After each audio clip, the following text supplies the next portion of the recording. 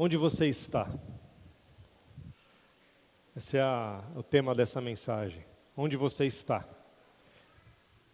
Você pode responder, eu estou aqui na igreja, né? Estou na casa de oração Agape. Estou na casa de oração da Agape. Mas essa é uma pergunta que Deus fez para quem? Onde estás? Deus fez essa pergunta a Adão.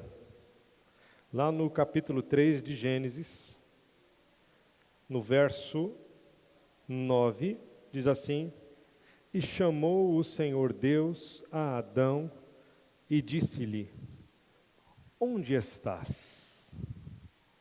Vamos orar. Deus, nós precisamos do Senhor aqui, o Senhor já está aqui. E quando eu digo isso, eu quero dizer que nós precisamos da presença, nós precisamos do Teu Espírito nos falando, nos inspirando. Ó Deus, e nós queremos também receber a Tua palavra com fé, receber a Tua palavra, Senhor, com um coração aberto, como uma terra fofa, uma terra preparada, uma terra, Senhor, que deseja a semente e que quer receber essa semente, e quer frutificar, e quer brotar, e quer frutificar, e quer abençoar outras vidas. Por isso vem, Senhor, sobre as nossas vidas agora, toda inquietação, toda preocupação, toda interferência do maligno, nós repreendemos no nome de Jesus. Haja, Senhor, a Tua presença aqui, caminhando no nosso meio. A Tua palavra fala que a Tua palavra corre velozmente, que ela corra nos nossos corações, nas nossas mentes, e possam, Senhor, nos dar vida na Tua presença, em nome de Jesus. Amém? Onde você está? Por que Deus pergunta isso para Adão? Porque Adão estava no jardim com a Eva, com a sua esposa, e Deus, na viração do dia, Ele vinha conversar com o casal. Ele vinha ter um momento com eles, um Shabat, que não era só no sábado, eram todos os dias. E Deus, ao chegar nesse momento, o Adão e a Eva não estavam no lugar que normalmente eles estariam. Deus foi pego de surpresa, né? Não. Mas Deus vem e Deus sempre quer nos dar uma oportunidade. As perguntas de Deus para nós são oportunidades que Ele nos dá. E Ele diz: Adão, aonde você está? O versículo anterior fala assim: E ouviram a voz de Deus, que passeava no jardim pela viração do dia. Viram que Ele estava se aproximando para aquele encontro deles. E esconderam-se Adão e sua mulher da presença do Senhor Deus, entre as árvores do jardim. Então essa figura, essa história nos mostra como nós normalmente agimos quando nós falhamos, quando nós estamos longe de Deus. Nós nos escondemos dele, nós ouvimos a voz dele e temos medo, temos vergonha, né? Mais adiante eles vão dizer assim: ouvi a tua voz, no 10, soar no jardim e temi, porque estava nu e me escondi. Quem mostrou para você que você estava nu? Por acaso você comeu da árvore que eu falei para você não comer? E Deus começa a dar essas perguntas, você entende? Onde você está? Quem te mostrou que você estava nu? Por acaso você comeu da árvore? Deus está construindo uma conversa com o intuito de que Ele diga assim: Senhor, eu comi, fiz errado. E o Espírito Santo faz isso hoje nas nossas vidas. E a gente faz o quê? Então ouvi a sua voz. E a gente se esconde, a gente vai se escondendo, e vai se escondendo de Deus, e Ele vai perguntando, e a gente às vezes vai se escondendo dele. E esse versículo é só para a gente começar a pensar no assunto,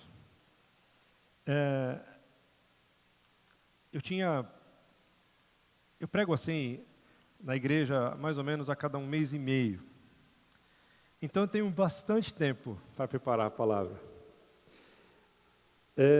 No dia 2 de abril, nós trouxemos uma palavra dizendo nosso amigo Espírito Santo.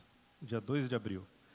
No dia 26 de fevereiro, a anterior era do Egito escravo fui. Eu não sei se vocês têm alguma coisa gravada na sua cabeça aí sobre isso. Do Egito escravo fui. E depois nós falamos sobre o nosso amigo Espírito Santo. E quando eu estava preparando essa palavra, eu tinha já feito um esboço de muitos textos que eu li ao longo desse mês e meio. E, de repente, nas minhas conversas com Deus, eu entendi que nós deveríamos retomar parte dessas 2 últimas pregações e fazer um mix de tudo isso, para que a gente possa mergulhar mais fundo, para que a gente possa se decidir, porque é uma obra que ainda não foi concluída nos nossos corações. Então, lá em fevereiro, se você não viu e quiser, está lá no Coa Mais de Perto, no dia 26/2. Do Egito escravo foi.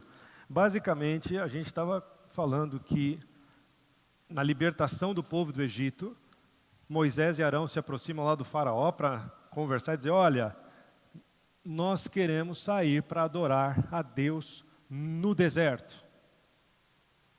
Nós temos que fazer isso. Eles eram escravos, faraó era o senhor ali, o dono, o chefe. Ele mandava e desmandava, ele tinha o poder da vida e da morte na mão deles, da nação dos israelitas, descendentes de José. Né? Vocês lembram que José tinha ido para o Egito, vendido pelos irmãos, prosperou, depois trouxe a sua família, eles ficaram na melhor terra, a terra de Gozem, ali eles prosperaram e passaram dezenas, séculos, e chegou um faraó que não conhecia essa história e falou, esse povo está crescendo demais, e transformou esse povo em escravo. Esse povo perdeu a sua identidade e virou um povo com cabeça de escravo.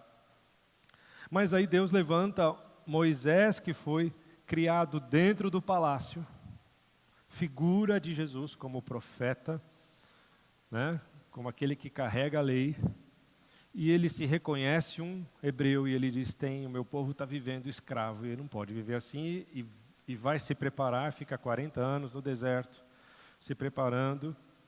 Deus prepara um sogrão muito bom para ele, né, o Jetro, e Moisés volta com essa missão de resgatar o povo, e ele vai até Faraó por ordem de Deus, e durante aquelas 10 pragas que vão acontecendo, ele diversas vezes se aproxima de Faraó para dizer, deixa o meu povo ir. Na verdade ele está dizendo na primeira pessoa de Deus, porque Deus disse, vá e dize, deixa o meu povo ir, caminho de 3 dias para o deserto para que me adorem.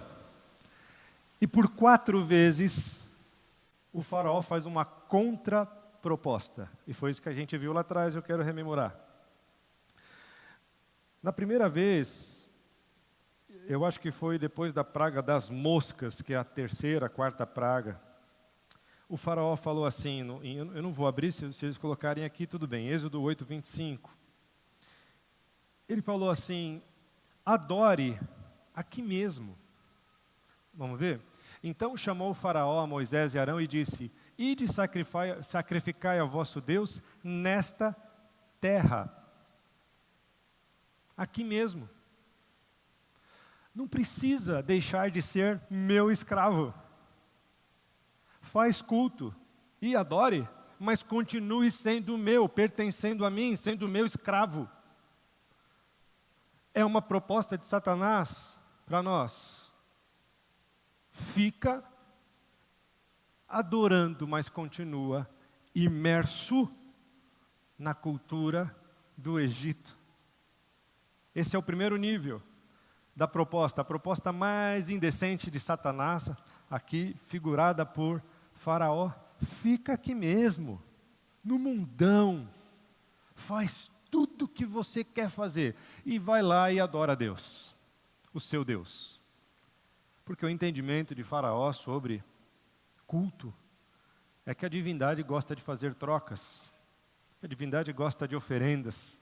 Mas o Deus, o único Deus, o verdadeiro, não aceita dividir sua glória com ninguém. Ele não faz troca, ele exige ser adorado daquele que quer adorá-lo. Diante de um Deus você o adora ou você rejeita.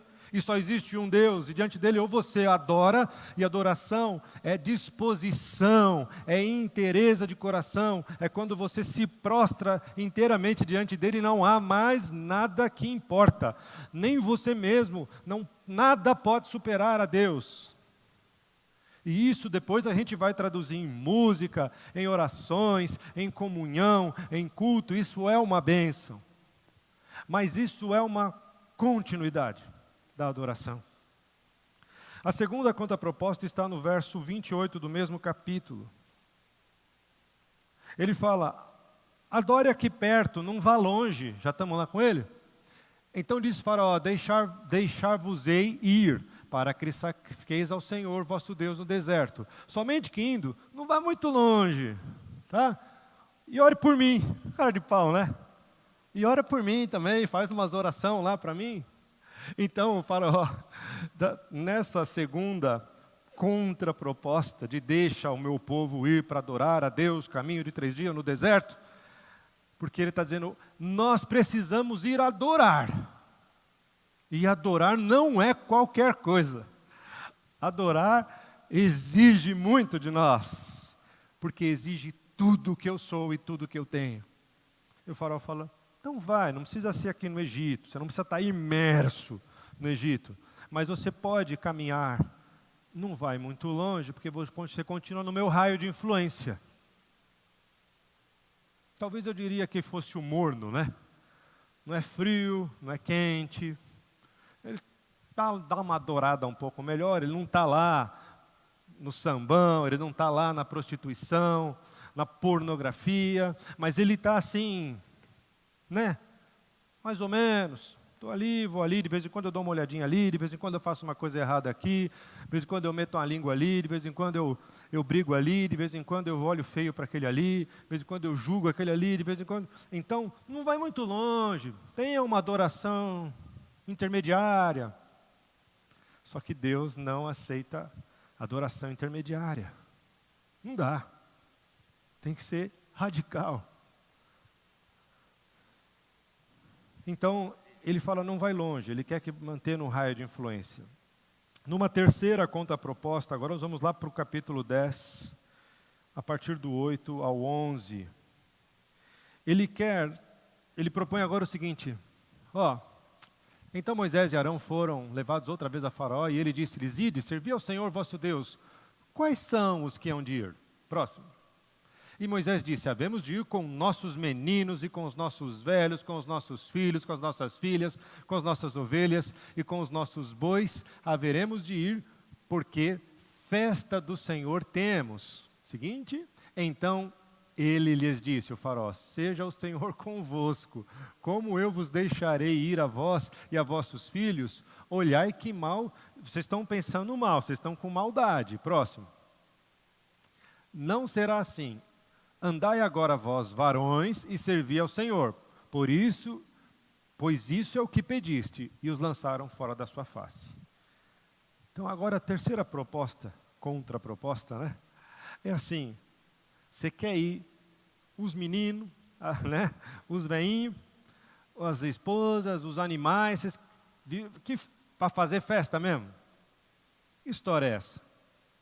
Vai só você, varão, só os varões. Não precisa adorar a Deus em família. Não precisa governar a família e proteger a sua família. Essa é a função primordial do homem, que Deus deu lá a Adão no Éden. Cuida do jardim e administra o jardim. Então, todo homem leva consigo essa obrigação. Proteger e administrar, governar o seu lar. E como é que eu governo uma casa? Como é que eu protejo uma família se eu vou sozinho adorar a Deus no deserto? Mais para frente a gente pode ver aqui em Josué a síntese disso. Ele diz, vocês eu não sei o que vocês vão fazer, eu e a minha casa vamos servir a Deus. Não se serve a Deus sozinho. Se você tem família, se você tem casa, isso é principalmente para nós aqui, para os homens. Não se pode servir a Deus sozinho, nós servimos a Deus em família. E o que ele está querendo é justamente dividir. Eu divido. Parte fica aqui, parte vai para lá. Eu tiro a força de vocês daqui. Então essa é a terceira vontade dele, descumpra a sua função de líder. Vai lá adorar, mas deixa um buraco, que é o descumprimento da sua função dada por Deus, de cuidar e proteger da sua família. Na quarta, é o 10, 24. Eu tenho que olhar para cá, porque ali eu não estou enxergando mais. Antes eu enxergava. Vocês enxergam? Vocês estão na frente ali, aquela TV lá em cima? Consegue? Ou eu estou ruim mesmo? Eu estou ruim mesmo, hein? Olha, precisando de uma crinha aqui. Então o faraó chamou a Moisés e disse, ide, servi ao Senhor, somente fiquem vossas ovelhas e vossas vacas. Vão também com vocês, essas crianças aí, vai. Então, que sem vergonha, né? Agora ele fala, vai, pode ir, vai a galera toda, mas não leva o sacrifício. Não leva a adoração, não leva o sacrifício que era o objeto da adoração naquela ocasião. Lembra que uma praga anterior, eu anotei aqui, foi a morte dos rebanhos. Quinta praga, o que aconteceu? Morreu todos os animais dos egípcios. Deus não deixou aquela praga alcançar os animais, os rebanhos dos hebreus. Então ele fala, tá bom, pode ir embora, mas deixa os bichos aqui.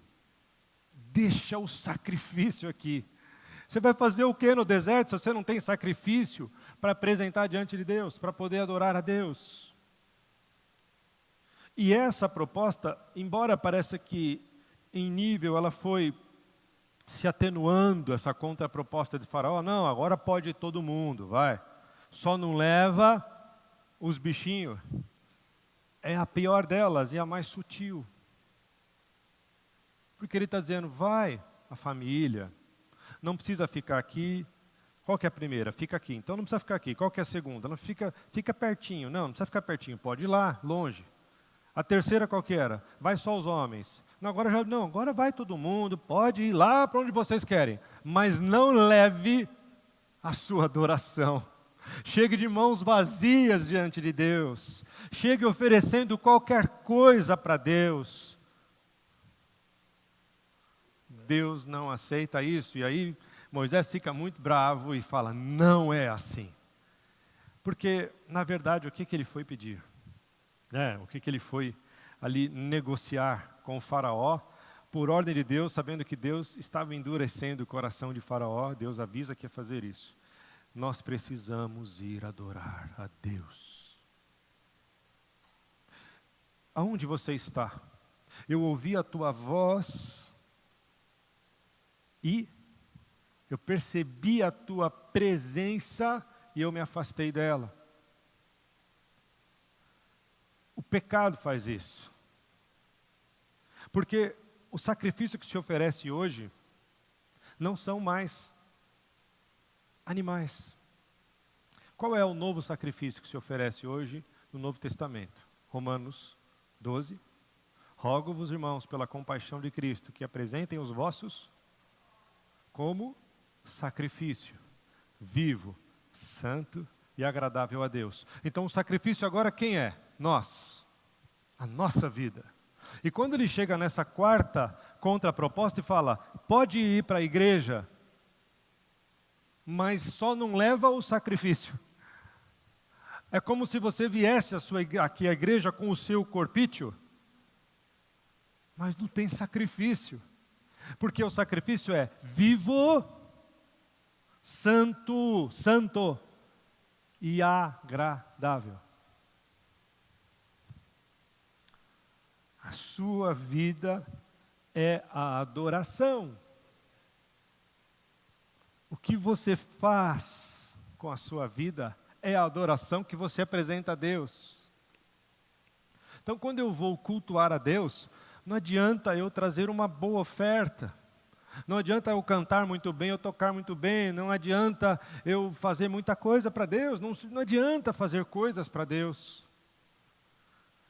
Uma coisa que eu acho incrível no livro do Êxodo ainda, é aqui um pouquinho adiante, é que quando eles finalmente saem do Egito, atravessam o mar, atravessam o deserto, eles estão ali no deserto, e Deus vem e fala com Moisés: eu vou falar com todo o povo, suba o monte. E o povo fala: não, nós não vamos não, vai você no nosso lugar, representa a gente. O povo fica com medo, não quero ir na presença de Deus.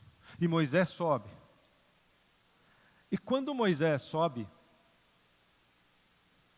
o que é que acontece em Êxodo 32? O Arão,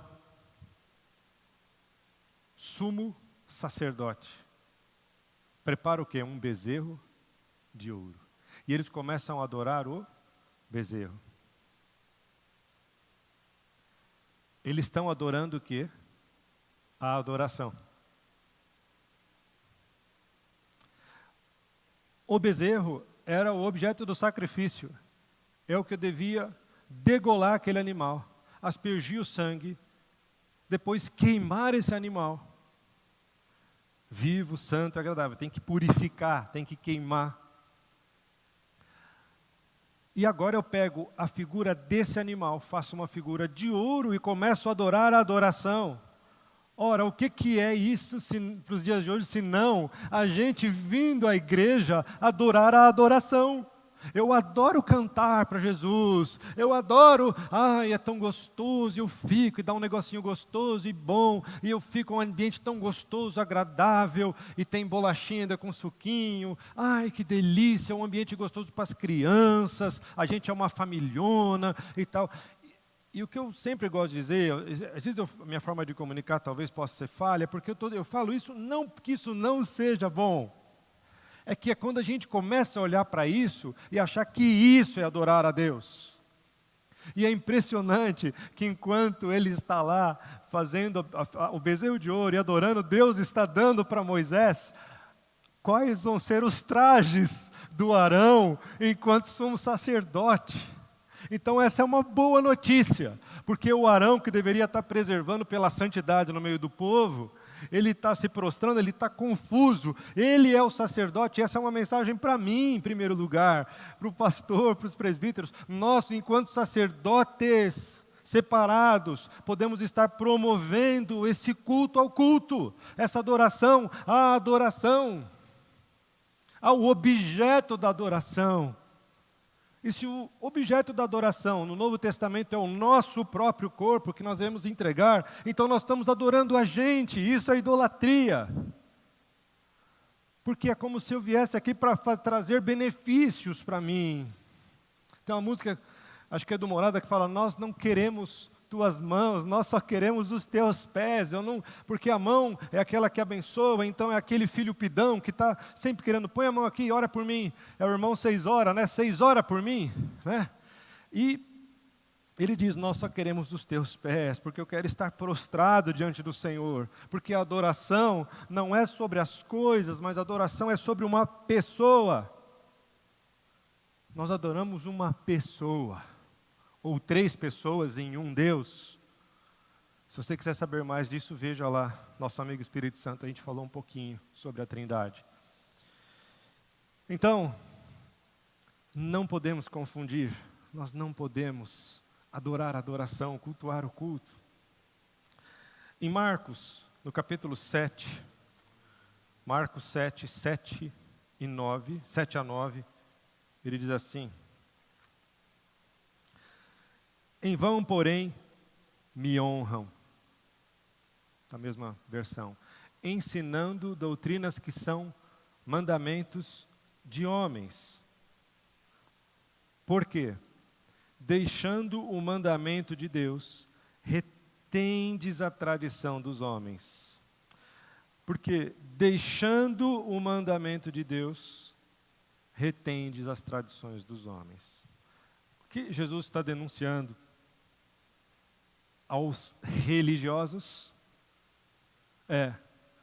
vocês estão deixando o mandamento. Numa outra versão diz, rejeitando o mandamento, rejeitando a palavra de Deus, rejeitando aquilo que está escrito. Se está escrito, está escrito, não tem meia verdade. É aquilo e não pode mudar. Aquele que tirar uma letra dessa palavra, o seu nome será tirado do livro da vida, e aquele que acrescentar sobre si serão acrescentadas todas as pragas que estão nesse livro. O Apocalipse diz isso. Então a palavra de Deus é a palavra de Deus, e Ele está dizendo, vocês estão colocando acima da minha palavra, vocês estão rejeitando e trocando pela tradição de vocês, dos religiosos. E você se engana se você achar que nós não temos tradições. É do homem. A gente cria tradições, a gente enxerga coisas, a gente vai deixando as coisas. Como é que a gente fez outra vez? Foi assim, assim. A gente vai aceitando tradições. A gente vai permitindo que isso vá ocupando lugar na nossa vida. E vai transformando o culto a Deus para o culto ao culto. O que importa é o culto ao culto. É as coisas acontecerem. São os serviços da casa de Deus. Eu faço coisas para Deus. E aqui nós vemos numa igreja que todo mundo faz coisas para Deus, né? A exceção dos mais novos, mas todo mundo tem funções aqui. E essas funções são necessárias e são uma bênção. Mas adorar a Deus é mais profundo do que isso. É o discurso de Estevão, dizendo, Deus não habita em templos de tijolo. Deus não habita em templos de blocos. Deus habita aonde Ele é entronizado, onde Ele é adorado, onde Ele é o primeiro. Tem uma música acho que é da Nívia Soares, né? Fala, eu quero me esvaziar. Eu quero me esvaziar de mim. Eu quero me esvaziar da religiosidade. Eu quero me esvaziar de mim. Eu quero me esvaziar de todos os meus títulos. Então, às vezes, nós queremos apresentar para Deus a religião e os nossos títulos. Deus, tenho títulos para te oferecer. Deus, tenho religião para te oferecer. E Jesus fala, isso não serve para nada, porque vocês estão rejeitando a minha palavra. Quem rejeita a palavra, me rejeita. Porque eu sou a palavra. No princípio era a palavra, e a palavra estava com Deus, e a palavra era Deus. E tudo que foi feito, por Ele foi feito, por Ele se fez. Quem é a palavra? Jesus, Ele é o Logos, Ele é a palavra, Ele é a verdade, Ele é o pão vivo que desceu do céu, que alimenta, Ele é a palavra. E quando nós rejeitamos a palavra, nós estamos rejeitando ao próprio Jesus, ao próprio Deus. Então nós precisamos abrir os nossos olhos. Nós vivemos num tempo muito visual. Nós temos streaming o tempo todo, YouTube, mensagens nas redes, e isso parece inevitável, mas o risco é que a gente comece a ser tão visual, que a gente se esqueça de aprofundar e de meditar e de olhar para aquilo que realmente importa para Deus. Deus não está preocupado com barulho, com estética.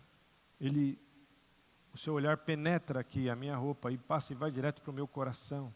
É um raio-x divino, Ele olha, Ele conhece as minhas intenções. Sobre tudo que se deve guardar, guarda o teu coração, porque deles procedem as saídas da vida. Nós devemos guardar o nosso coração. Aí, eu quero atrelar aqui com isso a última palavra que trouxemos, nosso amigo Espírito Santo. E eu vou pegar só um pedacinho dela também. Se te interessar, foi no dia 2/4. Mas lá para o final a gente falou de níveis de experiências com o Espírito Santo. Nós estávamos falando que ele é nosso amigo, né?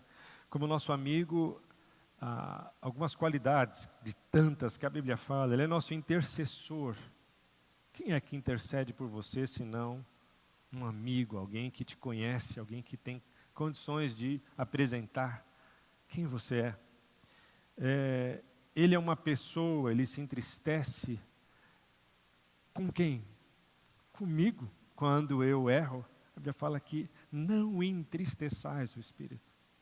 Nós entristecemos o Espírito Santo. Nós entristecemos o nosso amigo. Ele nos ensina. Ele nos lembra aquilo que a gente esquece, né? Até, às vezes, as crianças lá estão estudando, a irmã não quer estudar e vai orar, fala, Deus abençoe amanhã na prova, me ajuda a lembrar. Eu falo, você estudou? Você estudou, ele vai te ajudar a lembrar. Ele lembra, não vai revelar, porque aí ele estaria sendo injusto. Revelação a gente dá para outras coisas, né? Agora, revelar a prova que você não estuda, aí você deixou de fazer a sua parte. Ele nos consola e ele nos dirige. Então, nesses níveis de experiência com o Espírito Santo, nós dissemos que você pode andar com alguém cheio do Espírito Santo. João 14, 17. Já está lá? Vocês estão rápido, né? O Espírito da verdade que o mundo... Não, acho que eu te dei o texto errado. Que o mundo... não, é isso mesmo, na verdade. Que o mundo não pode receber, porque não o vê, nem o conhece. Mas vocês o conhecem, porque habita convosco e estará em vós. Essa passagem é interessante, porque se a gente olhar para o texto, para como vai acontecendo a história aqui no livro de João, quando Jesus fala, porque Ele habita em vós e estará com vocês para sempre, Ele está falando que o Espírito Santo habita em Jesus. Ele foi cheio do Espírito Santo no batismo. A partir dele, ele foi a primeira morada do Espírito Santo. Os profetas tinham o Espírito sobre eles, mas o Espírito Santo não podia morar, porque se nós somos templo do Espírito Santo, nós precisamos ser uma casa apropriada. Precisa haver aspersão de sangue, purificação na figura do Antigo Testamento. E a nossa casa não tinha condições. E quando Jesus entrega a sua vida na cruz do Calvário, o véu é rasgado, o sangue dele vem sobre as nossas vidas e agora sim nós estamos habilitados a receber o Espírito Santo. Então, eles estão vivendo com Jesus que é cheio do Espírito. O mundo não conhece, mas vocês conhecem.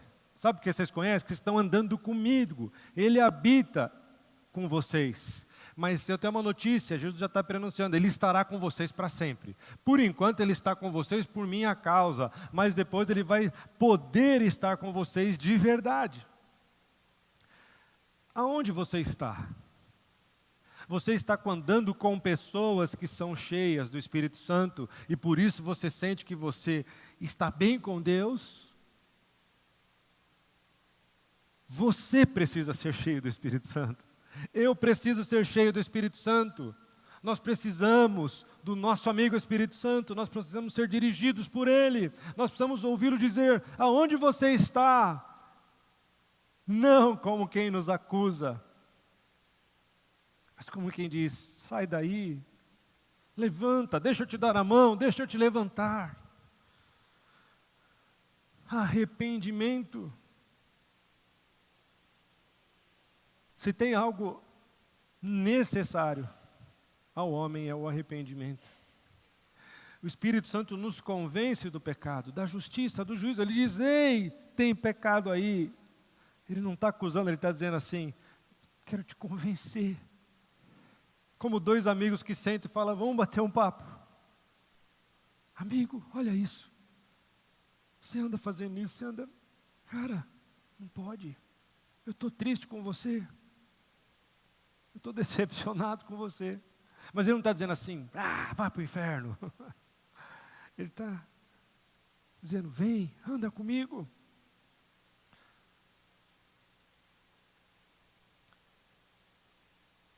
É bom andar com quem é cheio do Espírito Santo.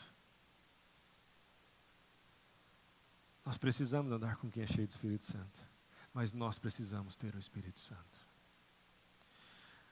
No mesmo livro de João, no verso 20, capítulo 20, e verso 22, vem um segundo nível. Porque agora, Jesus acabou de entregar a sua vida, ressuscitou, foi assunto aos céus, e ele vem visitar os discípulos.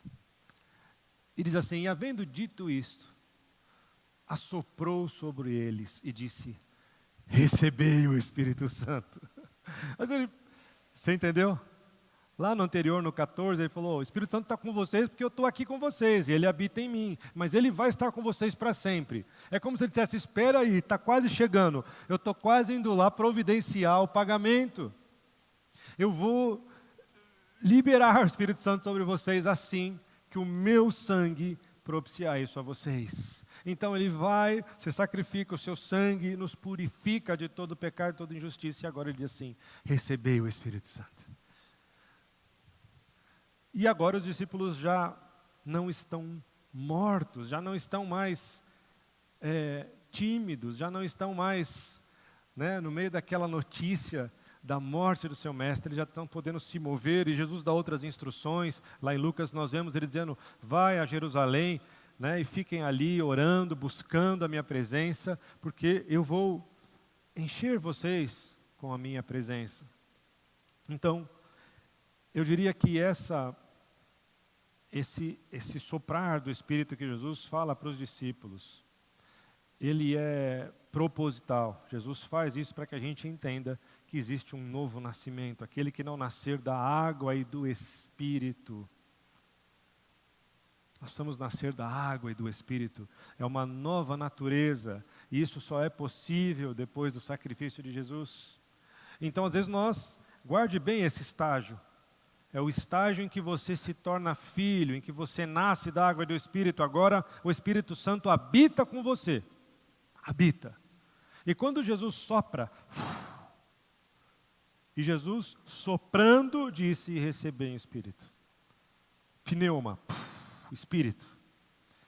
Ou o ruá do Antigo Testamento, de quando Deus faz o boneco, o homem, e ele sopra, ruá, a vida.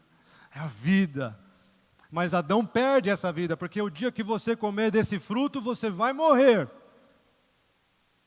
Pensa que ele não morreu na hora? Ele morreu na hora, porque ele disse assim, eu ouvi a tua voz e tive medo. Quem te mostrou que estava no ar? Não sei. Quem pecou? Não fui eu não, foi a mulher. Não foi a mulher, não fui eu não, foi a serpente. A gente conhece a história. Então, essa fuga do pecado, de reconhecer o seu pecado, de não se arrepender, trouxe morte instantânea. Ele foi expulso do jardim, foi expulso da presença, não tinha mais viração do dia com a presença de Deus. Acabou. Mortos. Mas agora recomeça uma nova história. Agora recebam o Espírito.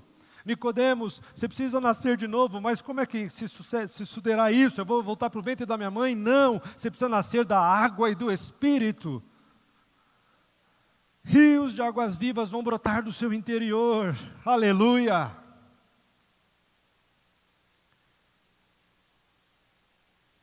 Esse é um nível importante.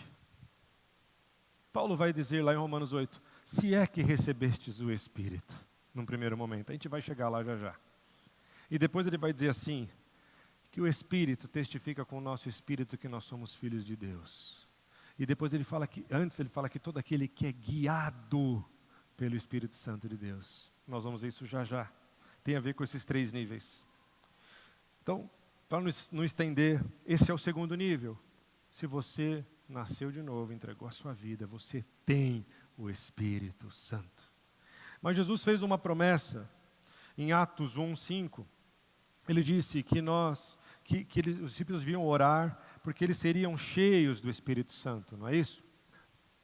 Porque na verdade João batizou com água, mas vocês sereis batizados com o Espírito Santo, não depois de muitos dias, não muito depois desses dias, está chegando, vai se cumprir o Pentecostes. Vocês vão ser batizados com o Espírito Santo. E batismo é imersão. Ele soprou o Espírito no segundo nível. Isso não é teologia sistemática, primeiro, segundo, terceiro nível. Isso é coisa, uma aplicação simples, tá? Não vai levar isso ao pé da letra e dizer, tem 3 níveis. Então ele diz, agora vocês vão mergulhar no Espírito Santo. É a figura do profeta, entrando pela porta do Oriente. Águas que davam nos artérios, água nos joelhos, nos lombos, até uma hora que eu não podia mais me controlar, eu não tinha mais força e eu tive que mergulhar nessas águas. Agora eu estou imerso nas águas do Espírito, eu estou imerso na palavra, eu estou imerso em Deus. E ele está dizendo isso, não muitos dias vocês serão cheios do Espírito. E o 8 diz, Romanos 1:8, mas recebereis poder ao descer sobre vós a virtude do Espírito Santo, e vocês serão minhas testemunhas, tanto em Jerusalém como em toda a Judéia e Samaria e até aos confins da terra. Vocês vão receber o Espírito Santo e tem um propósito para isso acontecer. E interessante a palavra que ele usa, né? Receber a virtude do Espírito Santo. Guarde essas palavras. Ele diz que vocês vão ser batizados, vocês vão ser, portanto, imersos no Espírito Santo. Vocês vão receber a virtude, um poder do Espírito Santo. Em Atos 2:4 diz que eles foram cheios do Espírito Santo. Olha essa outra expressão. Interessante, imerso, virtude. E agora, cheios, quem está cheio? Em 2:15, no discurso de Pedro ele fala, não, vocês estão achando que a gente está embriagado, mas não é isso. É que está se cumprindo as Escrituras, que dizia que nos últimos dias ele derramaria do seu Espírito sobre toda a carne. Então alguém olhou e enxergou alguém batizado do Espírito Santo como alguém embriagado, não na visão do crente, mas na visão de quem via, porque dizia, não é possível, eles falam línguas estranhas, eles compreendem as coisas, eles enxergam, eles leem as Escrituras de uma forma diferente, existe revelação, e o que é isso? E a palavra mais intrigante que eles acharam foi essa. Em 2:18 ele fala que o Espírito foi derramado.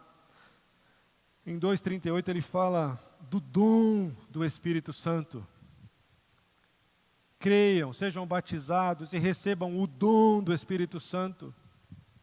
Esse terceiro nível, o dom do Espírito Santo, é alguém que carrega consigo um poder maravilhoso. Poder capaz de transformar, de virar o mundo de ponta cabeça. Depois que o Espírito Santo veio sobre os discípulos, se você começa a ler o livro de Atos, eu comecei a notar um pouquinho, assim, foi até os 6, 7, 3.000 almas se convertem no primeiro discurso. Um coxo de mais de 40 anos é curado. Todos são cheios e anunciavam com ousadia. Depois que foram batizados, agora eles anunciam o Evangelho com ousadia, todos com ousadia. Não é o pastor que vai lá fora anunciar, mas toda a igreja sai para anunciar. É revelado a mentira contra o Espírito Santo. Aquele casal que vende uma propriedade, Ananias e Safira, e vão lá e vendem uma propriedade e sonegam uma parte daquele dinheiro e dizem aqui, está aqui o que nós vendemos. Para que vocês mentiram para o Espírito Santo? A abertura de prisões, enfermos das cidades vizinhas vinham até aquele lugar. Nós precisamos ver isso acontecer. Os enfermos têm que vir a este lugar, a esta cidade. Não porque nós somos bons, mas é porque se o Espírito Santo está em nós, de uma forma poderosa, é isso que nós temos para oferecer. Ousadia no Espírito Santo. poder de Deus. A multidão crescia. A palavra fala da sombra de Pedro, eles colocavam os doentes próximos para que ao passar, ao menos a sombra pudesse tocá-los e serem curados. Estevão, a Bíblia fala que Estevão operava grandes sinais e prodígio. Fala de tanta coisa, de sabedoria do Espírito Santo. Fala do rosto dele, de Estevão, como de um anjo a aparência, porque estava cheio do Espírito Santo. Filipe, que foi até aquele homem lá da Etiópia que estava voltando de Jerusalém para a Etiópia, e Filipe vai até ele, corre, conversa com ele, explica a palavra de Deus, a dúvida dele em Isaías, fala de Jesus, ele é batizado, e a palavra diz que ele foi transportado pelo Espírito a Asdod. Hoje era Azote, hoje é Asdod. Eu fui dar uma olhada, hoje o caminho de onde ele estava para lá são 63 quilômetros. Mas naquela ocasião, estima-se que pelo menos 100 quilômetros. Já pensou? 100 quilômetros dá o quê? Campinas? Campinas dá 100 ou dá mais? Quase 100? Estou aqui, né? Vim falar com o irmão aqui, falo da palavra, de repente, estou em Campinas. Olha, que maravilha que aconteceu. Obras maiores do que essa, disse Jesus, vocês farão. Obras do Espírito Santo. Eu quero agora concluir, queridos. Lá em Romanos 8. Respira aí agora. Eu, pelo menos, que estou falando bastante aqui. Quero que você dê uma respirada agora e pense em tudo que a gente falou. A gente começou falando daquelas propostas de Faraó. Adora aqui mesmo. Depois ele adora aqui pertinho. Segunda, terceira. Adora, mas vai só os homens. Quarta. Vai todo mundo, só não leva o sacrifício. Só não leva o objeto da adoração. E depois nós vimos aqui esses níveis de amizade com o Espírito Santo. Você anda com Ele porque você está perto de alguém cheio do Espírito Santo. Você recebeu o Espírito Santo porque você nasceu de novo. Ou você está vivendo uma amizade profunda com Ele porque você o ama. E você deseja esse batismo, essa presença. Em Romanos 8, no verso 14, diz assim: porque todos os que são guiados pelo Espírito de Deus, esses são filhos de Deus. Porque não recebestes o espírito de escravidão, para outra vez estardes em temor, mas recebeste o espírito de adoção de filhos, pelo qual clamamos, Abba, Pai. O meu espírito testifica com o nosso espírito que somos filhos de Deus. É interessante porque eu vou recorrer aqui ao grego. Eu procuro evitar, eu gosto, mas eu procuro evitar porque às vezes confunde, mais confunde do que ajuda. Mas tem alguns textos da Bíblia que a gente tem que ir para o original. É como a passagem de Pedro, lembra? Pedro, tu me amas? Sim, Senhor, eu sei que tu me amas. Eu te amo, o Senhor sabe que eu te amo. Na verdade, Jesus está perguntando, Pedro, você me agape? Você me ama incondicionalmente? E o texto fala, sim, o Senhor sabe que eu te amo. Na verdade, ele responde, o Senhor sabe que eu te filéu, que é um amor de amigo. E aí Jesus pergunta a segunda vez, Pedro, você me agape? Ele fala, Senhor, o Senhor sabe que eu te filéu. Porque Pedro havia negado Jesus 3 vezes. E era difícil alguém que negou Jesus falar, eu te amo de verdade, intencional, com todas as minhas forças. E ao mesmo tempo, muitos gostam de pensar assim, eu também, de que Jesus está ali trazendo cura para aquelas 3 negativas de Pedro, quando negou a Cristo. Agora ele vai falar 3 vezes que ama. E aí, finalmente, Jesus pergunta, Pedro, então você me filéu, Ele é. Então, apacenta minhas ovelhas, cuida dos meus cordeirinhos. Então, você tem que ir lá para o grego, agape, um amor com propósito, um amor que tudo suporta, tudo crê, tudo espera. Aquele do 1 Coríntios 13. Amor filéu, é um amor de amizade, um amigo legal, bacana. aqui acontece uma coisa parecida com a palavra filho. No verso 14 diz, porque todos os que são guiados pelo Espírito de Deus, esses são huios de Deus. Vamos falar grego hoje? Huios. Huios. Huios. Huios é o filho maduro. É um filho pronto, que já alcançou a sua idade, que já foi apresentado no mitzvah, que já teve as suas provações, né, no judaísmo. Ele é considerado alguém moralmente correto, alguém firme no que pensa, no que acredita. Ele é maduro. Vamos colocar assim, a gente pode ir muito longe, mas vamos ficar assim. É um filho maduro. Todo aquele que é guiado, dirigido pelo Espírito Santo é huios. Nossa, irmã, você... Olha, graças a Deus. Foi o Espírito que te revelou, irmã? Ou foi a minha... Glória a Deus. Então, os que são guiados pelo Espírito são huios de Deus, filhos maduros. Logo, se você não é guiado, você ainda não está maduro. Talvez a gente esteja se escondendo. Onde você está? Eu estou me escondendo porque eu estou com medo. E o que Deus está dizendo assim, não se esconda, porque eu quero fazer maravilhas na sua vida. Eu quero te levantar, eu quero te erguer, eu quero te guiar, para você não cair mais aonde você cai. Eu vou pular o 15 e volto nele. E no 16 ele fala, e o mesmo Espírito testifica com o nosso Espírito que somos teknon de Deus. Teknon, vamos dizer? Teknon. Teknon. Isso é fácil. Teknon.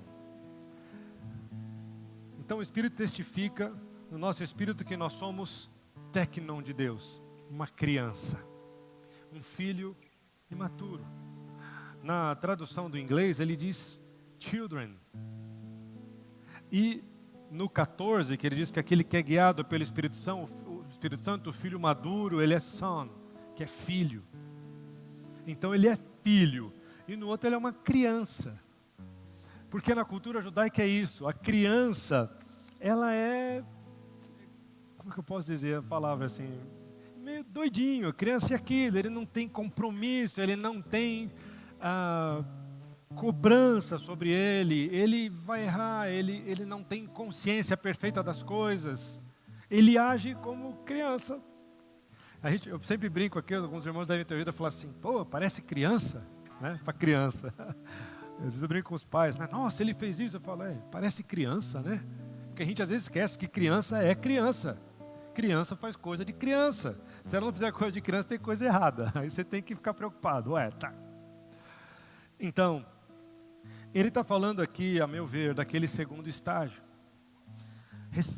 Ele soprou e disse, receba o Espírito, você nasceu de novo. E se eu nasci de novo, agora o Espírito Santo diz assim, você é filho. Você é filho. Uau! Que bom, eu sou filho de Deus. Eu sou teknon de Deus. Eu sou a criança de Deus. Estou andando com Ele. Talvez alguns de nós sejam essa criança. Esse menino, essa menina na fé. Isso não corresponde a tempo.